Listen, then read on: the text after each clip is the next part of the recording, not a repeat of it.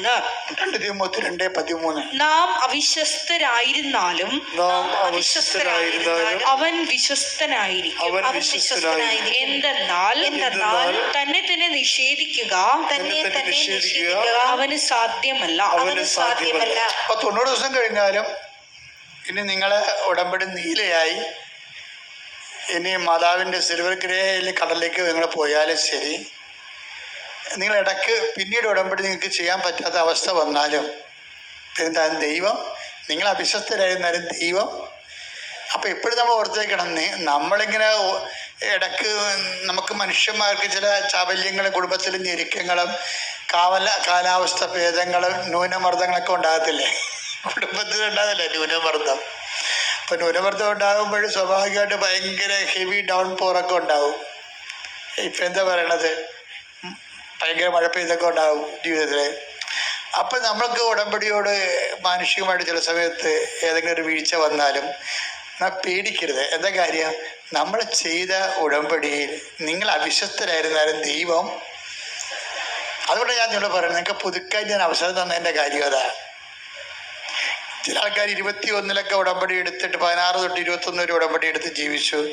പിന്നെ അവർ ഉടമ്പടി നിങ്ങൾ വിട്ടാലും ദൈവം വിടത്തില്ല. അനുഗ്രഹം ആ ദൈവം നിങ്ങളോട് പറഞ്ഞ കാര്യങ്ങൾ ചെയ്തുകൊണ്ടേയിരിക്കും. അപ്പം അതുകൊണ്ട് ഇടയ്ക്ക് ദൈവമായിട്ട് കൂടുതൽ ആഴമായ ബന്ധത്തിലേക്ക് പോകണമെന്ന് കണ്ട പഴയ ഉടമ്പടി കൊണ്ടൊന്ന് പുതുക്കിയാൽ മതി.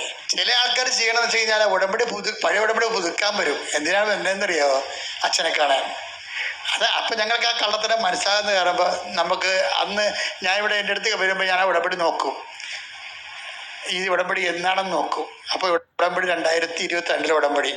അപ്പം എന്ന് നിങ്ങളിന്ന് പുതുക്കി, എന്തിനും പുതുക്കി? അച്ഛനെ കാണാൻ. അച്ഛനെ കണ്ടു കഴിഞ്ഞാൽ നിങ്ങൾ എന്ത് ചെയ്യും? പഴയതുപോലെ ഇവിടെ പാകത്ത് വെക്കും. അപ്പം കള്ളത്തരമാണ്. ഉടമ്പടിക്ക് വേണ്ടി തന്നെ അല്ല അത്. അവർ അച്ഛനെ കാണാൻ വേണ്ടി ഉടമ്പടി ദുർവിനിയോഗിക്കുകയാണ്. അച്ഛനെ കാണാൻ വേണ്ടിയല്ല ഉടമ്പടി എടുത്തിരിക്കുന്നത്, അവൻ പറയണ പോലെ ചെയ്ത് ജീവിക്കാൻ വേണ്ടിയല്ലേ. അപ്പം അതിനകത്ത് കള്ളത്തരമുള്ള കാരണം ഇവിടെ വെച്ച് തന്നെ മടക്കും. അവിടെ നിങ്ങളെ പറ്റിച്ചാലും ഇവിടെ ഞങ്ങളെ പറ്റിക്കാൻ പറ്റത്തില്ല. കാര്യം ഞങ്ങളിത് കണ്ണിൽ എണ്ണ ഒഴിച്ചിരിക്കുകയാണ്. കാര്യം ഞങ്ങളെന്താണ്, എനിക്ക് നല്ല ബോധ്യമുണ്ട്, കർത്താവ് എന്നെയാണ് ഉടമ്പടി ഏൽപ്പിച്ചത്.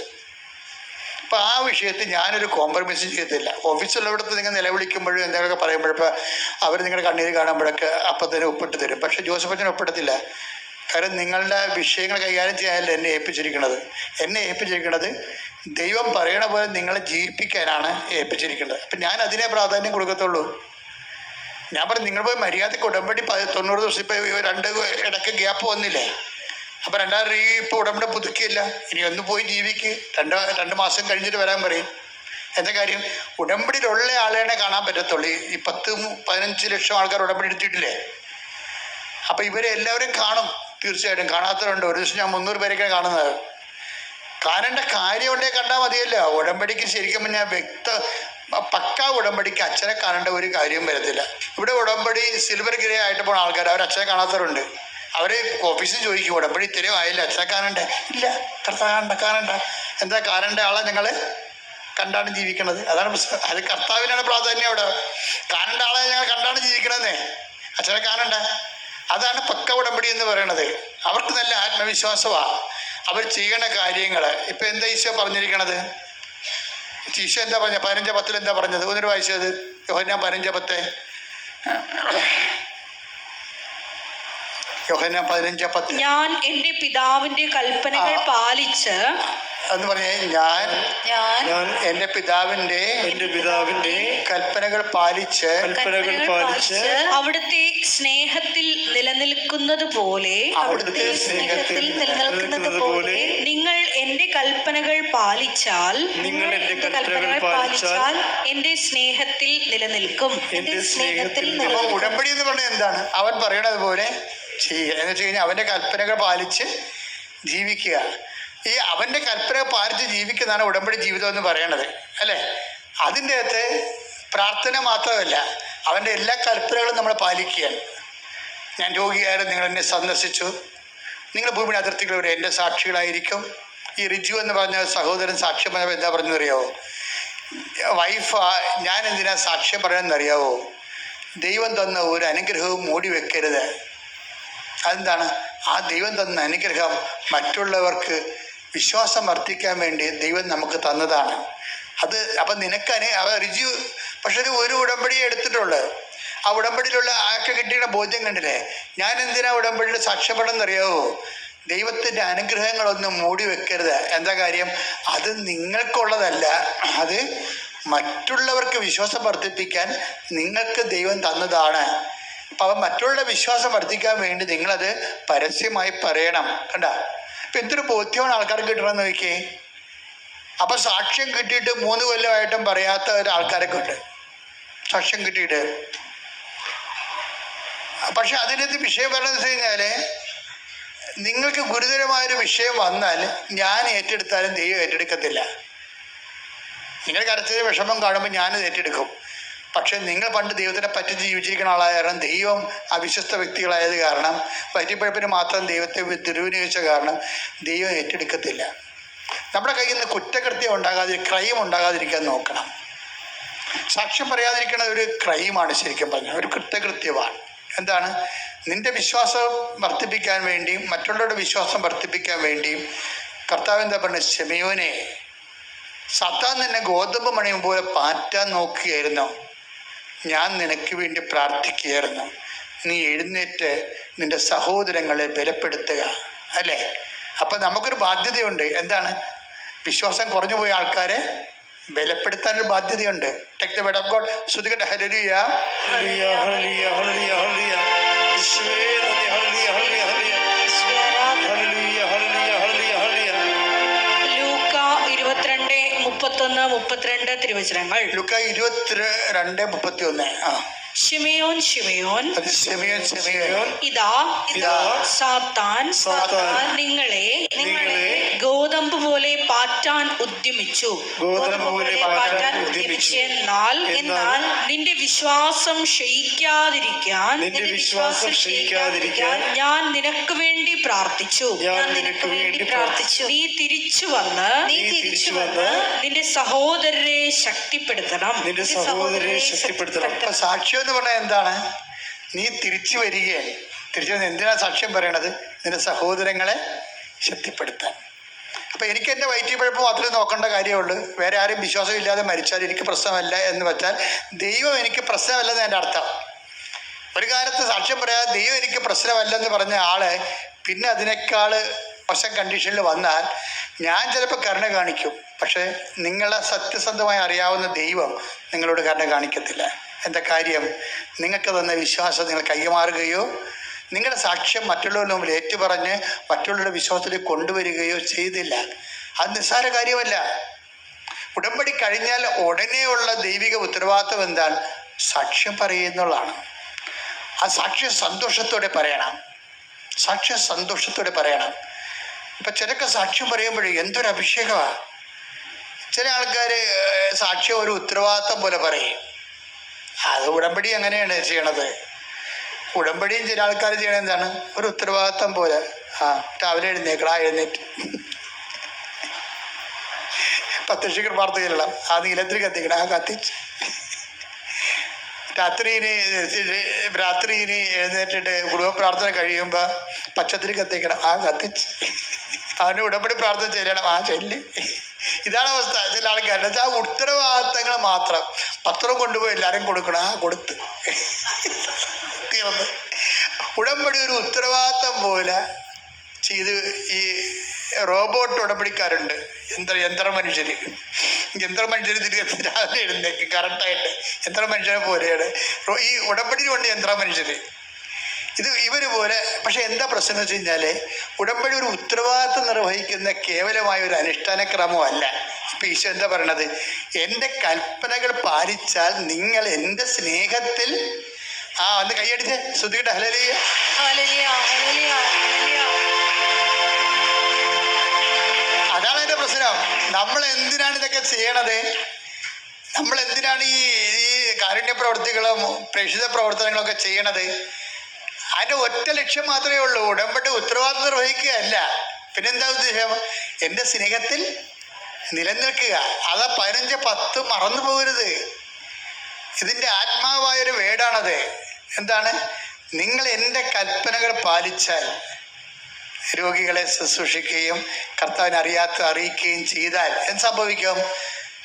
നിങ്ങൾ എൻ്റെ സ്നേഹത്തിൽ നിലനിൽക്കും. നിങ്ങൾ എൻ്റെ സ്നേഹത്തിൽ നിലനിന്നാലുള്ള ഗുണം എന്താ? നിങ്ങൾ എൻ്റെ സ്നേഹത്തിൽ നിലനിന്നാലെന്താ ഗുണം എന്താ? നിങ്ങൾക്ക് ഇഷ്ടമുള്ളത് ചോദിക്കാം, നിങ്ങൾക്ക് ലഭിക്കും. അതാണ് ഉടമ്പടിയുടെ, അതാണ് അതിൻ്റെ link. Take the bed of God. ശ്രുതികട ഹല്ലേലൂയ. യോഹന്നാൻ 15:7. അപ്പൊ ഈ യോഹന്നാൻ 15:10 അതിൻ്റെ വേര് കിടക്കുന്നത് ഇവിടെ 15:7 എന്ന് വായിച്ചേ. നിങ്ങൾ എന്നിൽ വസിക്കുകയും നിങ്ങൾ എന്നെ വസിക്കുകയും എന്റെ വാക്കുകൾ നിങ്ങളിൽ നിലനിൽക്കുകയും ചെയ്യുന്നെങ്കിൽ ഇഷ്ടമുള്ളത് ചോദിച്ചു കൊള്ളുക, നിങ്ങൾക്ക് ലഭിക്കും.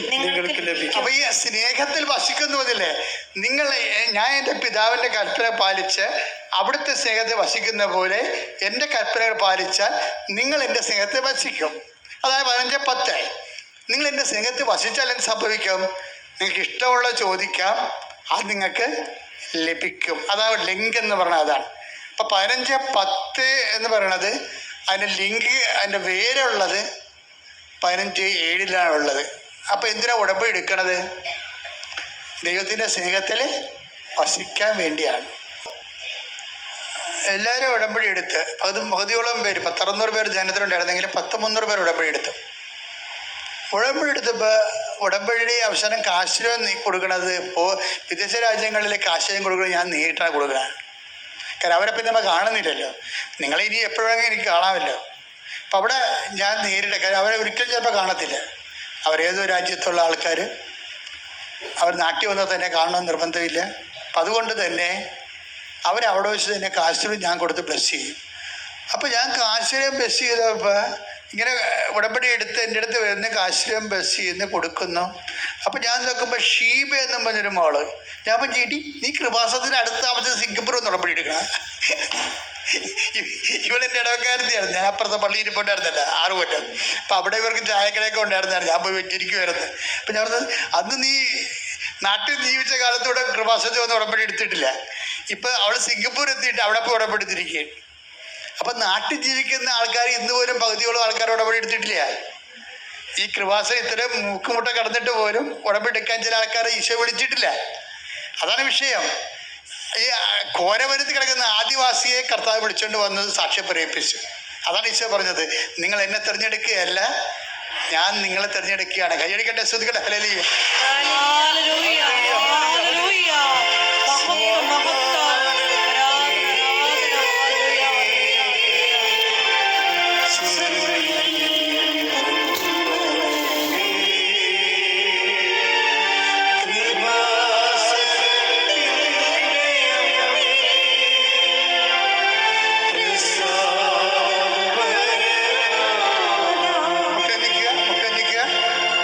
പേടകമേ ശ്രുതിക്കട്ടെ. ഹല്ലേലൂയ.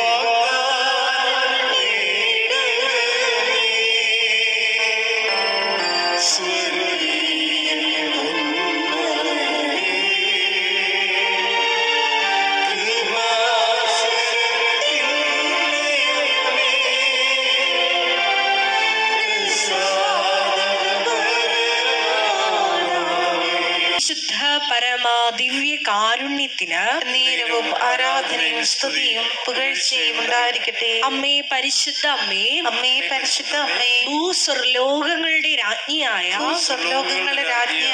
അങ്ങേയ്ക്ക് ഭൗമ സംരക്ഷണത്തിനായി പ്രപഞ്ച പ്രകൃതിയെ തന്നെ തിരുസഭ പ്രതിഷ്ഠിക്കുവാൻ ഈ പ്രത്യക്ഷീകരണം വഴി ഇടയാക്കണമേ. പരിശുദ്ധ അമ്മേ, ജപമാല മാതാവേ, സകല കൃപാസനം പ്രാർത്ഥനകളോടും ചേർത്ത് ഞങ്ങളിപ്പോൾ പ്രാർത്ഥിക്കുന്ന ഈ സമൂഹത്തിന്റെ പ്രത്യേക നിയോഗങ്ങളും മൗനമായിട്ട് നമ്മുടെ വ്യക്തിപരമായ പ്രാർത്ഥനാ വിഷയങ്ങളും സമാനമായിട്ടുള്ള ജീവിത ദുരിതങ്ങളിലൂടെ കടന്നു പോകുന്ന മക്കളെയും കൃപാസനത്തിൽ ജീവനോടെ പ്രത്യക്ഷയായ ദൈവമാതാവിൻ്റെ മധ്യസ്ഥതയിൽ ദിവ്യകാരുണ്യ സന്നിധിയിൽ സമർപ്പിച്ച് നമുക്കൊരു നിമിഷം മൗനമായി പ്രാർത്ഥിക്കാം.